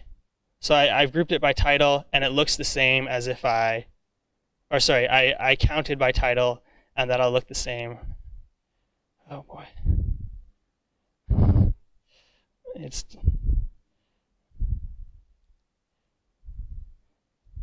as if I had done it by ID. There we go. So the same result. It's as long as the one I'm grouping by has this column, it'll do me the count. So we'll do one last one before we look into some other syntax. If I want to see which albums have more than 10 tracks, I'm going to go select album, count. So it's the same thing we did before.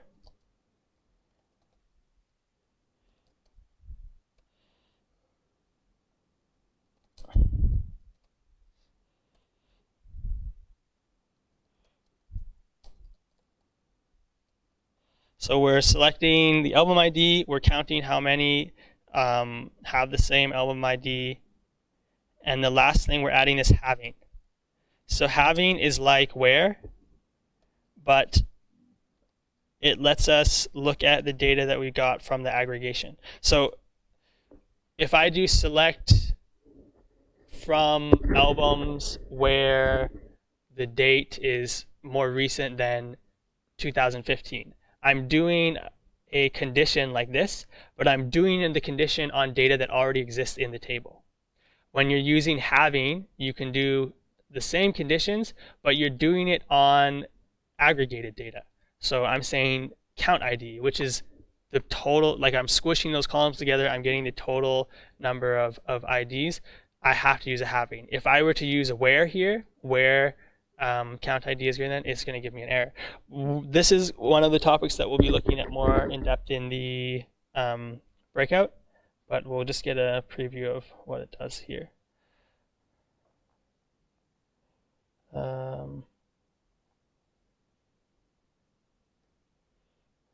So maybe this isn't the greatest search because I think most of our albums have greater than 10 songs in it. But if we say greater than 20, we only have one that shows up. If we say we want the albums that have greater than 15 songs, we get 3. And if we go 12, we get these 12. And we see here that we get 13, 16, these are all the track numbers. They're all greater than 12.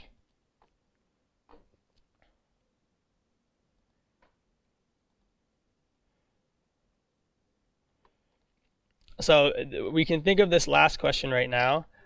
What if I want the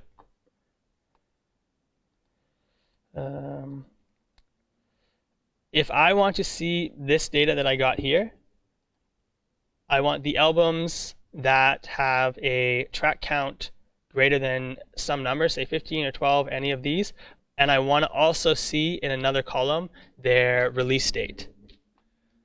What is the problem that might come up with this? If we look at our schema here, we are searching through tracks. And I'm wanting to get this same information, the album ID, the track count, but I'm also wanting to get the release date. What's my problem? Based on like my schema here.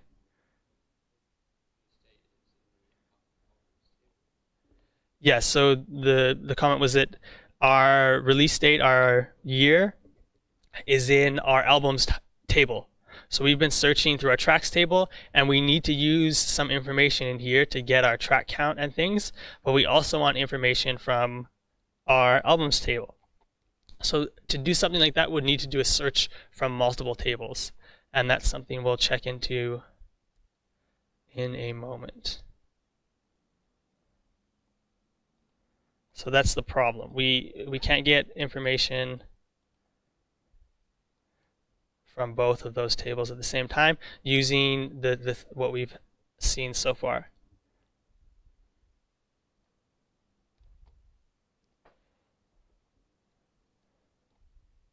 The tool that will help us to do searches from multiple tables, or one of the tools, is join. So there are 5 major kinds of joins. There's inner join, left join, right outer join, full outer join, and cross join. I find they're most helpful if you visualize them. So we have our classic Venn diagrams here. Each circle is representing a table. So in joins, we're picking one table and we're picking a second table, and we're squishing that data together to return a single table. And depending on the type of join we use, we'll get different data. So our left join is going to take everything in our first table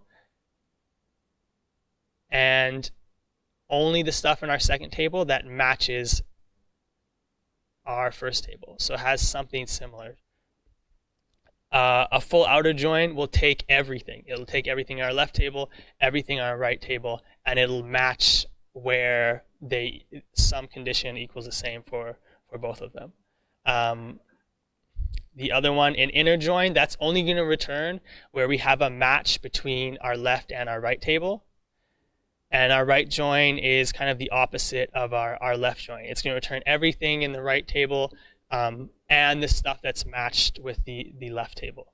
So the match being the in-between our match being the overlap in all of these situations, and the unmatching stuff being the not overlap. These last two, they're not new joins, they're just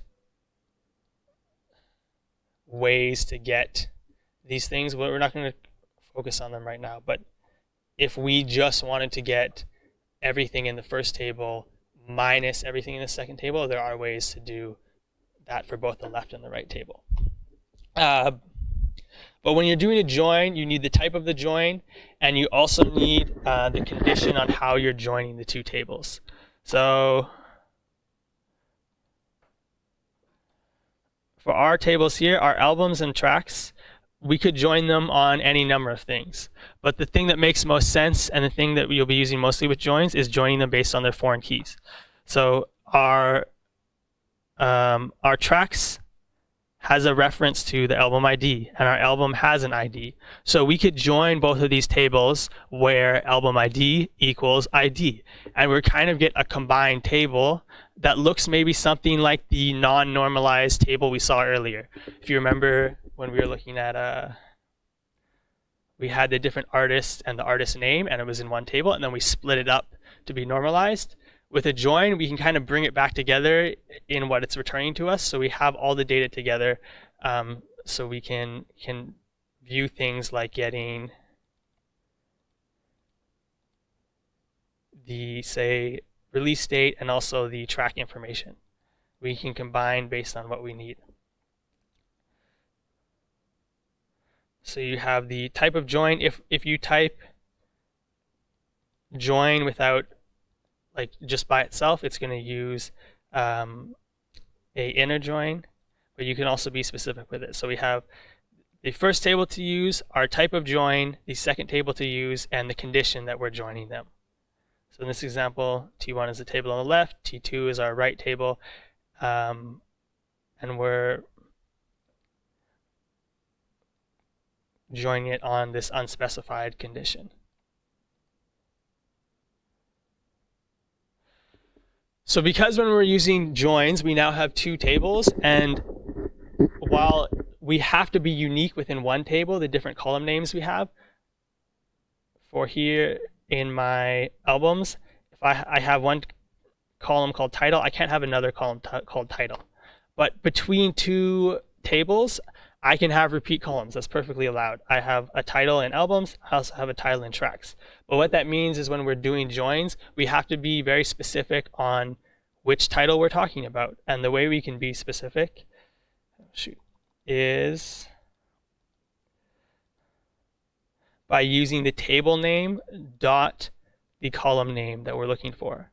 So our track, if we want to get the ID, we do track.id. If we want to get the track name when we're using a join, we do track.name. If we want to use the album name when we're doing join, we do album.name. That way, this name and this name won't get mixed up. We know that we're specifically talking about a track's name, and we know we're specifically talking about an album's name in these cases. So let's look. If we are doing an inner join on artists and albums, it's going to give us every artist paired with all of their albums. But to illustrate what it won't show us, first we're going to add a new and up-and-coming artist. So we're going to search into artists, a new young MC who goes by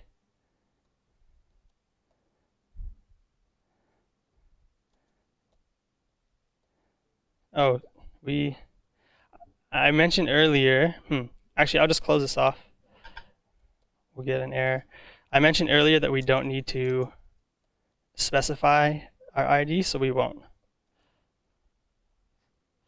And Postgres will do that for us. So I'm just going to be inserting a name. And the values I'm going to be giving, it's just that name, and we'll give in Nizi Oscar Easy.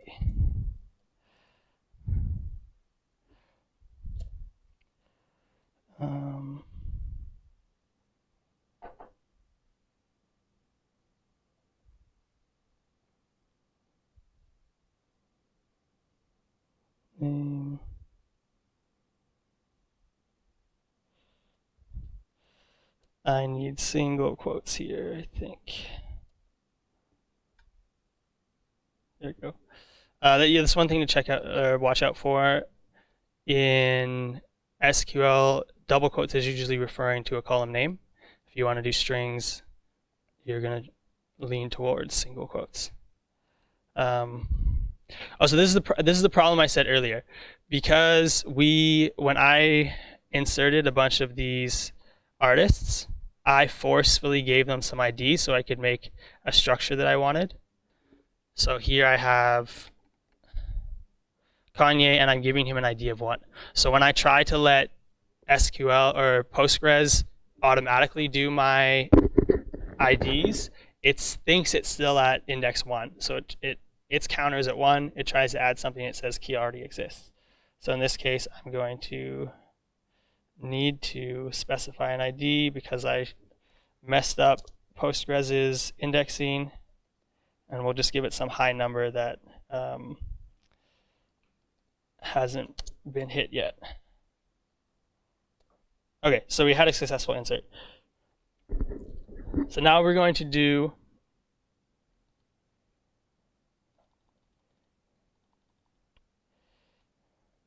this join. We're going to join, we're going to select our artist IDs, our artist name, but as artist name.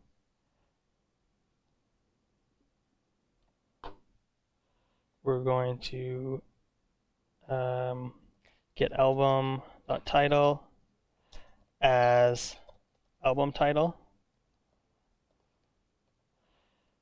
And we're going to get this from artists. So this is our left table.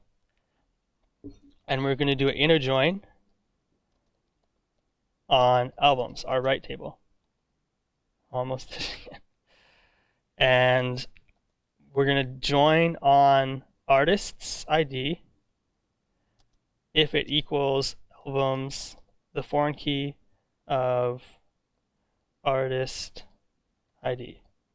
So inner join, we're only going to return the records where we have a match between the artist ID and the album's artist ID. Oh no.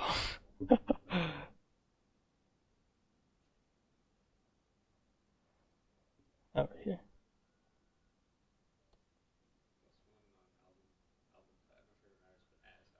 Yeah. It won't break it, but it'll give us a bad name. So, where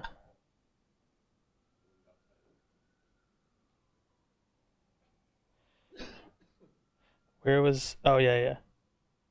This one won't break it here, but this one will. Yeah.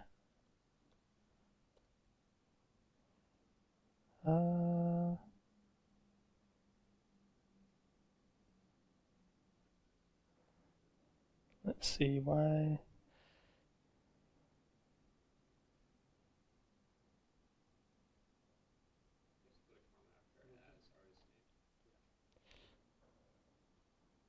Yeah, definitely.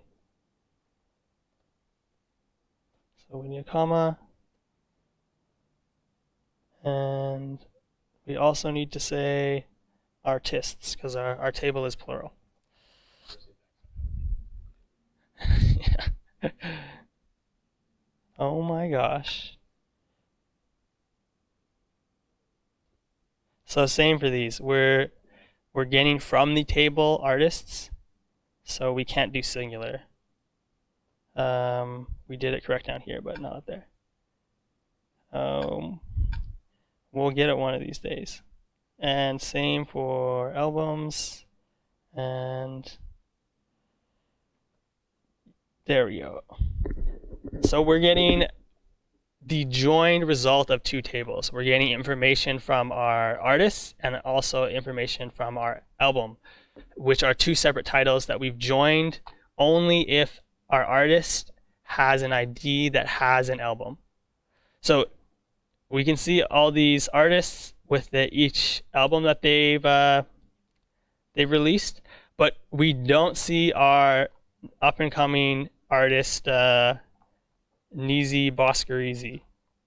So Nima's not on our list yet, but that's because he hasn't released an album. His mixtape is yet to drop. If we go select all from artists, we see that he shows up, but he's not showing up on our join because we're not getting every artist, we're only getting the artists that have an album. That's our use of inner join. Outer join is similar. It'll pair our stuff together, but instead of only getting the ones where we find an exact match, it is going to give us everything, say, on the left. So if we want Nima to show up, we can go like this. He'll show up, and then he just won't have any data for the second table that he wasn't matched for. So that's we can outer join on the left so that all the artists show up, or we can outer join on the right so that all the albums show up.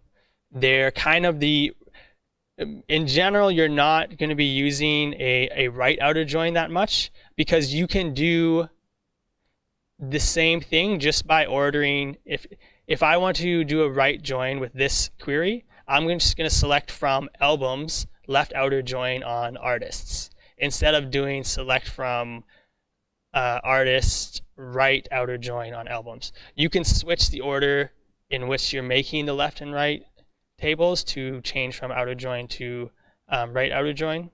And in general, the table that you care the most about, the table that you want to return everything, so in this case, our artist table, we want all of the artists to be there, is the table that we're going to be listing first, our artist.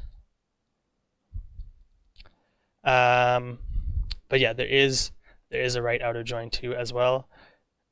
Functions the same way, but we would have, in this case, if we make it a right outer join,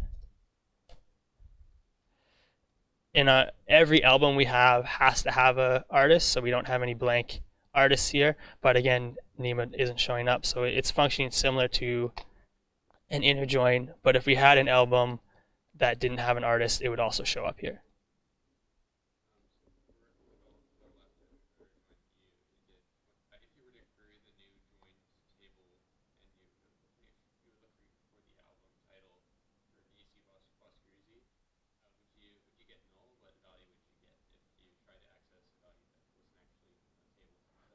Yeah. So the question was, when I'm doing this one, and I'm getting, Nizi Boskarizi here, and then from this data I'm trying to access album title, what would my value be here? And yeah, it would be null.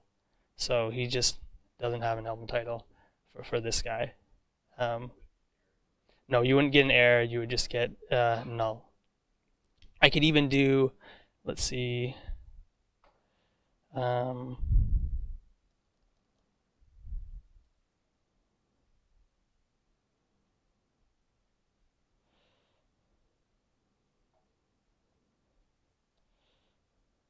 I can get rid of all the rest of this stuff and we just, oh no. So, let's see, 1, 2, 3, 4, 5, 6, 7, 8, 9, 10, and then our Nima last row that doesn't have anything, even though I only show that it's just null. The last join is called a cross join. This one's almost useless. A cross join does what's called the Cartesian product. So if these are all our artists and these are all our albums, cross join is going to make a new entry for every single pairing. It's going to pair this with every album, and then every one of these it's going to pair. So you'll have a multiplied effect. If you have 10 artists and 10 albums, you're going to get 100 returns of every possible pairing. That can be helpful if you then filter it a bunch, but if I do a cross join where I get every possible pairing and then I say where ID equals album title or album ID, then I'm just getting an inner join.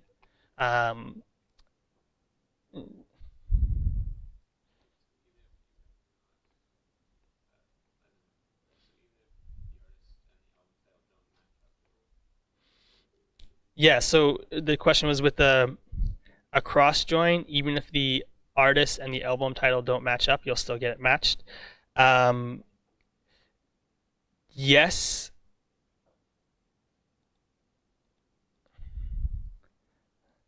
So yeah, like you get paired with every single one.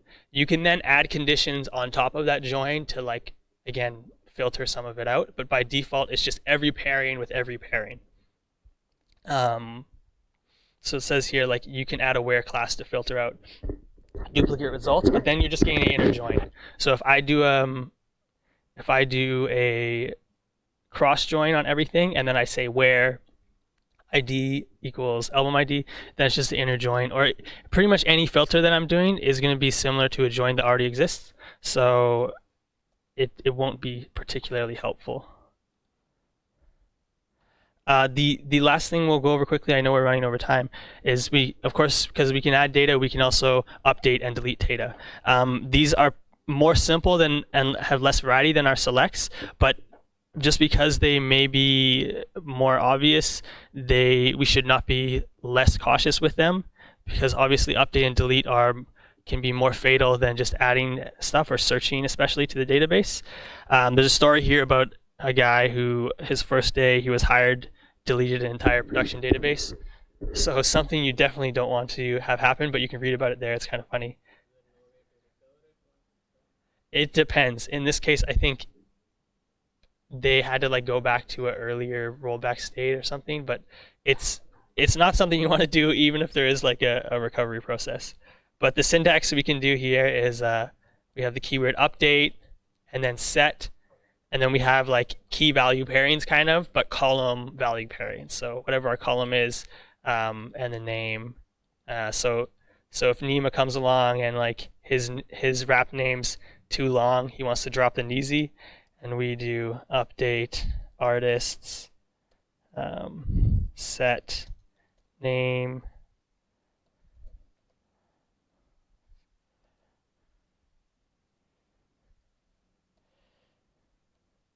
and the most important part of our update is the where clause, because if we don't add this where clause, we're just gonna go through every single artist and reset their name, where ID equals 400. Oh, and again,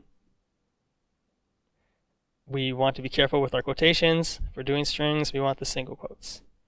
So we have one update, and now if we go select all from artists, we can see the brand new MC name. Delete is very similar to update. We just have the keyword delete, and then we're going to be doing kind of a query. Again, the where clause is very important. We only want to be deleting things where it's meeting our specific qualifications. There's an argument for like, why would you ever need to delete data? If we're adding something to the database and we have a meaningful application, what would be the purpose of removing things from it? In general, storage space is really cheap when we have applications. A single database entry costs us nothing to store in our database. Even if we're not using it anymore, what would be the purpose of deleting it? So one option of this is to, for each of our columns, or each of our tables, we add an extra column called deleted at, where when we no longer want to use some data, we just add timestamp there. And we can filter out any information that has a deleted at timestamp. So it's effectively deleted from all of our searches and everything that we're looking through, but it just won't show up when we don't want it to. The delete cascade we're going to look at during our breakout, but so remind me of that, but I'll be talking about it. So thanks. We will, like I said, be looking at some more grouping stuff and this delete cascade thing in the breakout, but also I have a bunch of queries that we're going to work through. But if you have anything that we went through on this lecture that was a little harder, maybe the having clause, or like maybe there was a query that was like not so sure. If you just let me know, I can come up with a query that we can focus on more during the breakout. Same with Calgary. You can message me in Slack or something if there was a specific query that would be helpful to go over during breakout. But that's it for now, and I'll see you back during breakout. Thanks, guys.